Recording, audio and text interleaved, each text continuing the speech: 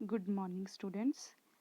As we have started the chapter 1, Structure and Bonding, in which we have discussed about localized and delocalized chemical bond, and today we are going to discuss about van der Waals interactions. As all of you know about intermolecular forces, ये intermolecular forces आपने class 11th में पढ़ा हुआ है. Intermolecular forces क्या होती हैं? Intermolecular forces are the forces of attraction or repulsion which operate between molecules of same type और डिफरेंट सब्सटेंसेस. यानी कि इंटरमोलिकुलर फोर्सेस जो हैं वो कौन किसके बीच में ऑपरेट करती हैं? सेम टाइप के मॉलिक्यूल्स भी हो सकते हैं या डिफरेंट टाइप के मॉलिक्यूल भी हो सकते हैं, तो उनके बीच में ये फोर्सेस एग्जिस्ट करती हैं. फॉर एग्जांपल यहाँ पर HCl लिया हुआ है. H और Cl के बीच में आप देख सकते हो यहाँ पर एक सॉलिड लाइन से रिप्रेजेंट बॉन्ड किया हुआ है. That bond is called covalent bond. H और Cl के बीच में जो बॉन्ड है that is covalent bond which is very strong bond. Similarly दूसरे मॉलिक्यूल में भी क्या है? स्ट्रॉन्ग कोवेलेंट बॉन्ड है. ठीक है. अब इनके बीच में एक रेड डॉट से डॉटेड लाइन शो की हुई है. That will represent weak intermolecular attraction. अब ये अट्रैक्शन कैसे हो रही है? अब HCl जो है उनके बीच में क्या है? H और Cl के बीच में इलेक्ट्रोनेगेटिविटी डिफरेंस है. क्लोरीन जो है that is more electronegative as compare to hydrogen. Chlorine क्या करेगा? अपनी तरफ इलेक्ट्रॉन अट्रैक्ट करेगा तो उसके ऊपर नेगेटिव चार्ज आ जाएगा और हाइड्रोजन के ऊपर पॉजिटिव चार्ज आ जाएगा. तो यानी कि उस पर क्या हो गया? वो मॉलिक्यूल जो है वो पोलर मॉलिक्यूल है इसमें. तो और पोलर मॉलिक्यूल होने के कारण दूसरा HCl भी क्या है? पोलर मॉलिक्यूल है. तो यानी कि उस पर भी क्या है? हाइड्रोजन के ऊपर पॉजिटिव चार्ज है और क्लोरीन के ऊपर नेगेटिव चार्ज है.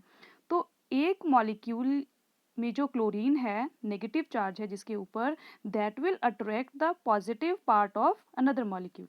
तो नेगेटिव और पॉजिटिव के बीच में, नेगेटिव और पॉजिटिव के कारण ही यहाँ पर अट्रैक्शन हो रही है. यानी कि मॉलिक्यूल्स की अट्रैक्शन किसके बीच में हो रही है? मॉलिक्यूल्स के बीच में.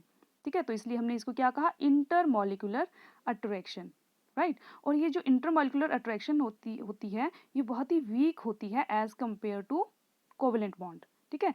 तो इन्हें क्या कहते हैं हम? Weak intermolecular attraction. तो इन वीक इंटरमॉलिकुलर फोर्सेस को और क्या कहते हैं? Von der Waals forces. इनको क्या नाम दिया?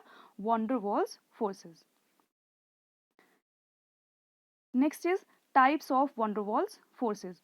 अब हमें पता है जो इंटरमॉलिकुलर फोर्सेस हैं, जो वॉन डर वाल फोर्सेस हैं, वो मॉलिक्यूल्स के बीच में ऑपरेट होती हैं. अब वो मॉलिक्यूल्स कैसे हो सकते हैं? वो मॉलिक्यूल्स जो हैं वो दो मॉलिक्यूल पोलर भी हो सकते हैं, वो दो मॉलिक्यूल्स नॉन पोलर भी हो सकते हैं. वो फोर्सेस आयन और पोलर मॉलिक्यूल के बीच में भी एग्जिस्ट कर सकती हैं. वो मॉलिक्यूल आयन और नॉन पोलर मॉलिक्यूल के बीच में भी एग्जिस्ट कर सकती हैं. तो on the basis of this existence the van der Waals forces have been categorized into these 5 types. First is ion dipole interaction, second is dipole dipole interactions, hydrogen bonding, third is ion induced dipole interaction, fourth is dipole induced dipole interaction, fifth is instantaneous dipole induced dipole interaction, और इनको London dispersion forces भी कहते हैं. अब one by one हम इन forces को discuss करेंगे. So first is ion dipole interaction. As the name suggest, ion and dipole, यानी कि एक जो मॉलिक्यूल है वो क्या होगा? आयन होगा, और दूसरा जो है वो क्या होगा? डाइपोल. यानी कि वो कैसा है? पोलर मॉलिक्यूल है. यानी कि these forces exist in an ion, that ion may be cation or anion and a polar molecule. Right. तो ion dipole interaction जो होती है, it is a stronger type of electrostatic interaction, and the strength of these forces is what makes it possible for ionic substance to dissolve in polar solvent. Like NaCl जो है वो water में dissolve हो जाता है. कैसे? For example यहाँ पर शो किया हुआ है, एक साइड जो है वो NaCl जो है वो सोडियम क्लोराइड डिसोशिएट होके क्या बनाता है? Na पॉजिटिव और Cl नेगेटिव. तो अब Cl नेगेटिव जो है, अब किसमें? वाटर में हम डिसॉल्व कर रहे हैं. तो यहाँ पर ये जो रेड बॉल से शो किया है ये है वाटर मॉलिक्यूल. क्या होता है? H2O. तो रेड जो बॉल से शो किया है वो है ऑक्सीजन, और जो वाइट बॉल्स हैं दो, that will represent hydrogen. Right. अब क्लोरीन के ऊपर क्या है, नेगेटिव चार्ज है, ठीक है। जब क्लोरीन के ऊपर नेगेटिव चार्ज है तो जब ये डिसॉल्व होगा वाटर में तो इसकी तरफ ओरिएंटेशन किसकी होगी, positive part of water molecule. और पॉजिटिव पार्ट किस, पॉजिटिव जो चार्ज है वो किस पर होता है, हाइड्रोजन पे, यानी कि इसकी तरफ ओरिएंटेशन जो है वो किसकी होगी, हाइड्रोजन की, राइट। सिमिलरली सोडियम के साथ ऐसे ही होगा, Na सोडियम के ऊपर पॉजिटिव चार्ज है तो अब देखिए आप ओरिएंटेशन जो है वो किसकी हो गई, पॉजिटिव चार्ज की तरफ, नेगेटिव पार्ट की होगी। और नेगेटिव चार्ज किस पर होता है, ऑक्सीजन के ऊपर, ठीक है। तो इस तरह से ये जो डॉटेड लाइन रिप्रेजेंट कर रही है यहाँ पर, these are ion dipole interaction. इनमें, इनके बीच में क्या है, इंटरेक्शन है, आयन और इस पोलर मॉलिक्यूल के बीच में इंटरेक्शन है, तो इसको हमने क्या नाम दिया, ion dipole interaction, right. Next is dipole dipole interaction. अब यहाँ भी as the name suggest, dipole dipole interaction. Dipole dipole यानी कि अब मॉलिक्यूल कैसे हैं, दोनों पोलर मॉलिक्यूल हैं, right. So these forces exist among the polar molecules. और पोलर मॉलिक्यूल्स में क्या होता है, परमानेंट डाइपोल्स होता है, जिसके कारण वो एक दूसरे को क्या करते हैं, अट्रैक्ट करते हैं, ठीक है। वो कैसे करते हैं, the positive end of one is attracted to the negative end of other, ठीक है। तब हम कहेंगे कि उनके बीच में क्या है, डाइपोल डाइपोल इंटरेक्शन है। फॉर एग्जांपल HCl का एग्जांपल लिया हुआ है यहाँ पर हमने, सेम H और Cl के बीच में क्या है, इलेक्ट्रोनेगेटिविटी डिफरेंस है। तो इलेक्ट्रोनेगेटिविटी डिफरेंस के कारण आप देख रहे हो यहाँ पर हाइड्रोजन के ऊपर पॉजिटिव चार्ज है, क्लोरीन के ऊपर नेगेटिव चार्ज है, similar with the another molecule. तो अब यहाँ पर ये क्या करेगा, पॉजिटिव, ये कहा ना हमने ऊपर, positive end of one molecule is attracted to the negative end of another molecule. तो यहाँ पर ये जो डॉटेड लाइन से रिप्रेजेंट किया है ये क्या है, डाइपोल डाइपोल इंटरेक्शन है, राइट। ये जो सॉलिड बॉन्ड है ये क्या है, H और Cl के बीच में कोवेलेंट बॉन्ड है, और ये जो डॉटेड लाइन है this is the dipole dipole interaction, right. Next is hydrogen bonding. अब डाइपोल डाइपोल इंटरेक्शन के साथ क्या है, हाइड्रोजन बॉन्डिंग कैसे आ रहा है, because hydrogen bonding is also a kind of dipole dipole interaction, ठीक है। लेकिन यहाँ पर कंडीशन है एक, क्या कंडीशन है, ये तभी एग्जिस्ट करेंगी when hydrogen is bonded to either nitrogen, oxygen और फ्लोरीन, राइट। और नाइट्रोजन, ऑक्सीजन और फ्लोरीन क्या है, they are most electronegative elements, right. So we call these interaction hydrogen bonds, ठीक है। इस तरह की डाइपोल डाइपोल इंटरेक्शन को हमने क्या कहा, these are hydrogen bonds. For example अब हाइड्रोजन बॉन्डिंग आपको पता है सबको क्या होती है, हाइड्रोजन बॉन्डिंग इज क्या होती है कि when hydrogen atom of one molecule attracted to the electronegative atom of the another molecule, तो जो उनके बॉन्ड, उनके बीच में जो बॉन्ड बनता है दैट इज हाइड्रोजन बॉन्ड। तो यहाँ पर आप एग्जाम्पल देख रहे हो, ठीक है, वाटर मॉलिक्यूल का लिया है सबसे पहले। वाटर मॉलिक्यूल में एक वाटर मॉलिक्यूल, एक दूसरा वाटर मॉलिक्यूल है, राइट। अब वाटर मॉलिक्यूल में हाइड्रोजन के ऊपर पॉजिटिव चार्ज है, ऑक्सीजन के ऊपर नेगेटिव चार्ज है, ठीक है। And oxygen is the most electronegative element as compare to hydrogen. तो सिमिलर दूसरे मॉलिक्यूल में भी है। तो यहाँ पर हाइड्रोजन बॉन्डिंग कैसे होगी कि the bonding between the hydrogen atom of one molecule and the electronegative atom of the another molecule, ठीक है। सेम मॉलिक्यूल में तो OH और O और H के बीच में क्या है, कोवलेंट बॉन्ड है, लेकिन दूसरे मॉलिक्यूल के साथ क्या है, हाइड्रोजन बॉन्ड बना रहा है। तो यहाँ पर भी रेड डॉट से जो रिप्रेजेंट किया है दैट इज हाइड्रोजन बॉन्ड, और जो सॉलिड लाइंस हैं that will represent covalent bond, right. Similar with the HF molecule, similar with ammonia molecule, देख रहे हो आप यहाँ पर, ठीक है। तो क्या है, यहाँ पर भी हाइड्रोजन बॉन्डिंग एग्जिस्ट करती है, and the hydrogen bond is one of the strongest intermolecular attraction, ठीक है। डाइपोल डाइपोल इंटरेक्शन से ज़्यादा स्ट्रॉन्गर होता है hydrogen bond, right, but weaker than the covalent और ionic bond, right. Next is ion induced dipole interaction, right. यहाँ पर भी नाम से ही हमें पता चल जाएगा, आयन इंड्यूस्ड डाइपोल का मतलब है, अब यहाँ पर डाइपोल नहीं है, इंड्यूस्ड डाइपोल है, यानी कि एक तो हो गया आयन और दूसरा क्या हो गया यहाँ पर, अब पोलर मॉलिक्यूल नहीं है, क्या है, नॉन पोलर मॉलिक्यूल है, राइट। तो these forces exist in an ion and a non polar molecule, ठीक है। अब नॉन पोलर मॉलिक्यूल जो है उस पर कैसे इंड्यूस होगा डाइपोल, तो आप यहाँ पर देख सकते हो कि आयन डाइपोल जो फोर्सेस हैं, आयन इंड्यूस्ड डाइपोल जो फोर्सेस हैं वो कैसे ऑपरेट करेंगे, अ नॉन पोलर मॉलिक्यूल और atom may be polarised by an electron cloud of an ion and the induced dipole may make a bond with the ion, right? So such a bond is called an induced dipole force, ion induced dipole force. यहाँ पर देख रहे हो आप, example में लिया है हमने आयोडाइड आयन लिया है और दूसरी तरफ हमने आयोडीन मॉलिक्यूल शो किया है। तो आयोडाइड आयन क्या हो गया, आयन हो गया, ठीक है, नेगेटिव एनायन हो गया, और दूसरी तरफ आयोडीन मॉलिक्यूल क्या हो गया, नॉन पोलर हो गया, ठीक है, क्योंकि इलेक्ट्रोनेगेटिविटी डिफरेंस नहीं है तो क्या हो गया, नॉन पोलर मॉलिक्यूल हो गया यहाँ पर, ठीक है। अब ये जो आयोडाइड आयन है, ठीक है, ये क्या करेगा, आयोडीन जो नॉन पोलर मॉलिक्यूल है उसके इलेक्ट्रॉन क्लाउड को डिस्टॉर्ट करेगा, ठीक है। जब डिस्टॉर्ट करेगा इलेक्ट्रॉन क्लाउड को तो क्या होगा, एक तरफ इलेक्ट्रॉन की डेंसिटी ज़्यादा हो जाएगी, एक साइड कम हो जाएगी, ठीक है। अब कम किस साइड होगी, अब नेगेटिव, आयोडाइड आयन के ऊपर नेगेटिव चार्ज है, ठीक है, तो उसकी साइड में जो भी आयोडीन होगा उस पर क्या आ जाएगा, पॉजिटिव चार्ज आ जाएगा, और दूसरी साइड नेगेटिव चार्ज आ जाएगा, ठीक है। तो इस तरह से क्या हो गया, अब आयोडीन मॉलिक्यूल तो नॉन पोलर था, ठीक है, तो उस पर क्या हुआ, इस आयन ने उस पर डायपोल इंड्यूस किया, ठीक है, उस पर डेवलप किया, चार्ज को डेवलप किया, ठीक है। तो इसलिए क्या हुआ, ये यहाँ पर जो फोर्सेस हुई आयोडाइड आयन और आयोडीन मॉलिक्यूल के बीच में, वो कौन सी हैं, आयन इंड्यूस्ड डायपोल इंटरेक्शन, ठीक है। तो these are the ion induced dipole interaction. Next is dipole induced dipole forces, ठीक है। अब यहाँ पर भी हमें नाम से पता चल रहा है, एक तो डायपोल यानी कि पोलर मॉलिक्यूल हो गया, दूसरा इंड्यूस्ड डायपोल यानी कि मैंने पहले बताया इंड्यूस्ड डायपोल यानी कि नॉन पोलर मॉलिक्यूल हो गया। अब ये जो फोर्सेस हैं ये किसके बीच में ऑपरेट करेंगी, एक तो पोलर मॉलिक्यूल होगा और एक नॉन पोलर मॉलिक्यूल होगा।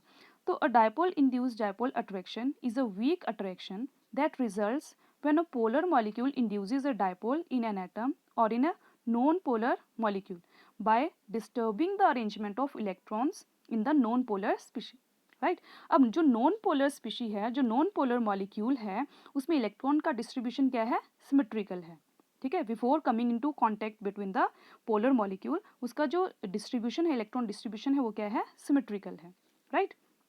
अब नीचे बॉटम में देख रहे हो आप कि यहाँ पर कोई भी पोलर मॉलिक्यूल है, पोलर मॉलिक्यूल को रिप्रेजेंट किया हुआ है, डेल्टा पॉजिटिव और नेगेटिव चार्ज है, ठीक है। तो ये क्या करेगा, जब ये नॉन पोलर मॉलिक्यूल इस पोलर मॉलिक्यूल के कांटेक्ट में आएगा, तो ये जो पोलर मॉलिक्यूल है ये क्या करेगा, यहाँ जो नॉन पोलर मॉलिक्यूल है उस पर जो है वो डायपोल को इंड्यूस कर देगा, यानी कि उसके इलेक्ट्रॉन क्लाउड को डिस्ट्रॉय करेगा। डिस्ट्रॉय करने के बाद वहाँ पर इलेक्ट्रॉन डेंसिटी जो है वो क्या हो जाएगी, अनइवन हो जाएगी, एक साइड इलेक्ट्रॉन डेंसिटी ज़्यादा हो जाएगी, एक साइड इलेक्ट्रॉन डेंसिटी जो है वो कम हो जाएगी, ठीक है। तो जिस साइड कम हो जाएगी उस साइड पॉजिटिव चार्ज आ जाएगा, जिस साइड ज़्यादा हो जाएगी उस साइड नेगेटिव चार्ज आ जाएगा, ठीक है। तो यानी कि नॉन पोलर मॉलिक्यूल जो था वो क्या था, उस पर कोई भी चार्ज नहीं था, लेकिन एक पोलर मॉलिक्यूल के कांटेक्ट में आने के बाद उस पर क्या हो गया, डायपोल इंड्यूस हो गया, डायपोल डेवलप हो गया, ठीक है। तो इस टाइप की इंटरेक्शन को हम क्या कहते हैं, डायपोल इंड्यूस्ड डायपोल इंटरेक्शन, ठीक है। Next is London dispersion forces, ये हमारी फिफ्थ टाइप है, लंडन डिस्पर्जन फोर्सेस, ठीक है। और इसको हम इंड्यूस्ड डायपोल और इंड्यूस्ड डायपोल इंटरेक्शंस भी कहते हैं, ठीक है।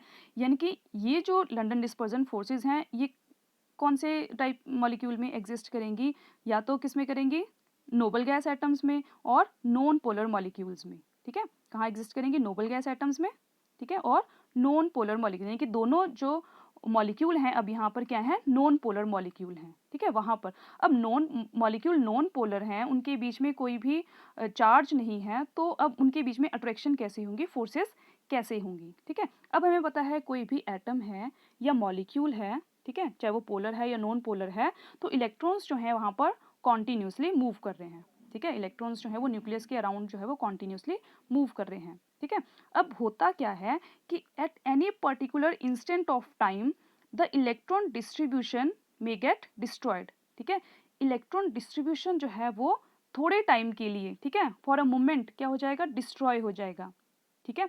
जब वो इलेक्ट्रॉन क्लाउड जो है वो डिस्ट्रॉय हो जाएगा तो क्या हो जाएगा, वहाँ पर चार्ज डेवलप हो जाएगा, ठीक है, डायपोल इंड्यूस हो जाएगा वहाँ पर, एक साइड पॉजिटिव चार्ज और एक साइड नेगेटिव, क्योंकि इलेक्ट्रॉन जो है वो क्या हो गए, अनइवन हो गए, ठीक है, डिस्ट्रीब्यूशन क्या हो गया, अनइवन हो गया, एक साइड ज़्यादा हो गई एक साइड कम हो गई, तो जिस साइड कम हो गए उस साइड पॉजिटिव चार्ज आ गया, जिस साइड ज़्यादा हो गए उस साइड नेगेटिव चार्ज आ गया, राइट। तो इसका मतलब नॉन पोलर मॉलिक्यूल पे चार्ज क्या हुआ, इंड्यूस हुआ, इसलिए हमने क्या कहा, इंड्यूस्ड डाइपोल।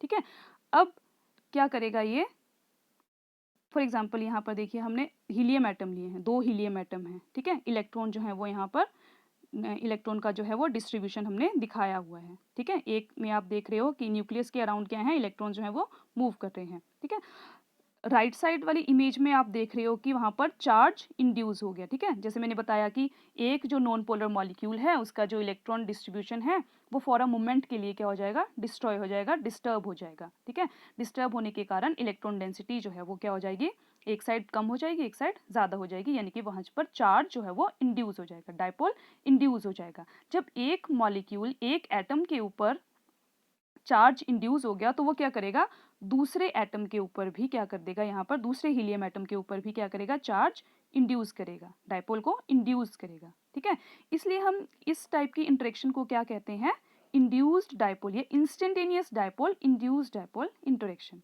ठीक है, आप देख रहे हो लंडन डिस्पर्जन फोर्सेज और dispersion forces are attractions between an instantaneous dipole and an induced dipole, यानी कि मॉलिक्यूल या एटम पर पहले कोई चार्ज नहीं था। ठीक है, बट फॉर अ मोमेंट के लिए वहाँ पर इलेक्ट्रॉन क्लाउड जो है वो डिस्टॉर्ट हो जाता है और वहाँ पर जो है वो डाइपोल इंड्यूस हो जाता है।